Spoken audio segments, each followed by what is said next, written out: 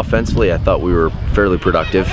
We did some nice things. We had about 350-some yards of total offense, which is, pretty good numbers from the outside looking in. So I thought we were fairly balanced in our attack. Our rushing attack was a little over 200, and the passing attack was, 150-some, so we're fairly balanced there, in both games. So I thought we looked pretty good offensively. It was really that third phase that we kind of talked about yesterday, the special teams, that was the letdown for us.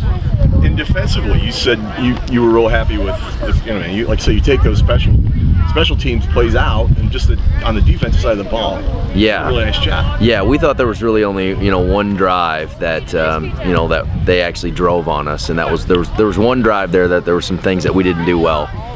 But besides that, the other times, we played pretty good defensively as well. And we really liked the way our kids responded. They had 2 big runs, kind of right up the gut on us, but our kids responded on both of those in the goal line, and held them out of the end zone. They just happened to have, one of the, if not the best kicker in the conference, was able to come away with a field goal one time. So, but we're just really proud of our kids. The way they responded to the sudden change is a great thing. It's something we haven't always done in the past. Yeah, we feel good about this group, and they feel good about each other, and I think they're a pretty tight-knit group, and the leadership continues to surface every day.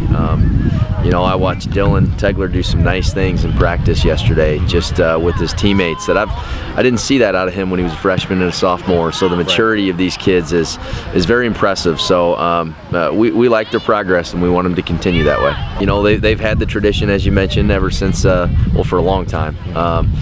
I can think back to Coach Amy. He's the one I can think of when they were winning the state titles and facing Aledo, back in the 90s. Those are kind of the things that come to my mind. So yeah, they've been there. They have the tradition. It's and they've kept that tradition going. So it's a nice football field, nice facility. I think our kids will enjoy the trip, and I think we'll start kind of a new rivalry that'll replace some of the ones that we've lost.